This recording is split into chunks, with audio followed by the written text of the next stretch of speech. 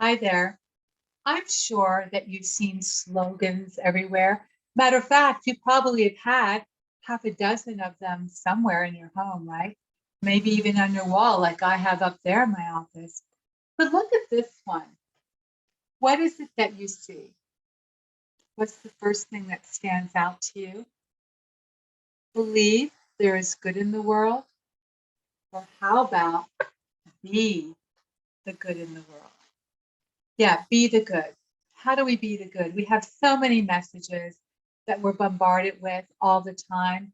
How we can look better, how we can smell better, how we can do anything better.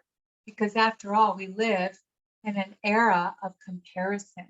Many, many years ago, I was the director of a modeling school in Scottsdale, Arizona called Finishing Touch. And I remember being so excited about being part of the fashion world. We even had Eileen Ford, who is from the International Foremost Modeling Agency, come out to our agency and take a look at the girls that I had. Now, I grew up believing that there's good in the world, and I also grew up wanting to be the good in the world. But to be the good in the world based upon only appearance was something that I was learning in my 20s as I was the director of that modeling agency. I remember the visit distinctly. Eileen Ford, internationally renowned, she was going to come out to our agency and look at our girls. Well, I learned pretty quickly after her visit. Hey, nothing against the caliber and the quality of her agency. It's still there today in New York City. But there was something that really hit me after we had our interview. She had asked me to have 7 of our top girls that she could take a look at. They weren't supposed to wear any makeup. It had to be clean face. She looks for a certain look, the good old American girl. So she took a look at them. She had them all stand up and she literally did her visual scan. And she said to one girl, I remember her name was Cheryl, and she said, Cheryl, you're not 5'8".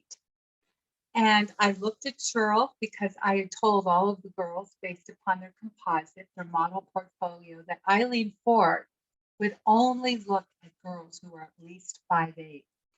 So Cheryl timidly says, well, with my hair poofed up with a little teasing, I am 5'8", because she was 5'7 3/4". The most amazing thing was that Eileen Ford could even tell. That's how expert she was in the world of modeling. Well, needless to say, we didn't have any of the girls that met her standard. And I had some time to think about that as my career expanded in that industry. And I went back to my thoughts on being the good in the world or making a difference in the world. Is it really all about this and your appearance? Because even in my late 20s, I knew that this was eventually going to diminish. Oh, sure, there's the creams, there's the surgery, there's the Botox, all of those things.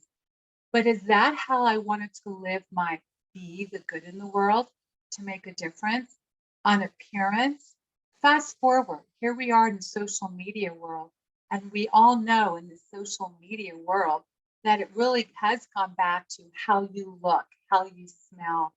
But maybe, just maybe, this generation is learning that it's not just about the latest fashion or how you look, but it's also about what are you doing with your life, and not to compare it to anybody else's life, which is hard, but to really take a look at around you and how you can be the good in your world and take the focus away from yourself for just a little bit and focus on others. I have found that the best remedy for depression or anxiety or sadness, especially with what's going on in the world, sometimes we even wonder if there really is any good in the world still.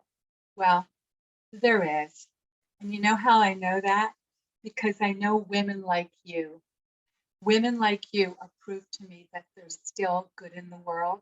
And I think we just need to be reminded to still have belief that we can still look good and still care about how we smell and what our hair color and products are. But if we will focus more on being the good in the world and that we can believe in ourselves, but how about we also help others to believe in themselves as well? So be unstoppable, even in times of duress and uncertainty. And remember, you do influence others and you can be the good in your world. This is Dawn. Talk to you next time.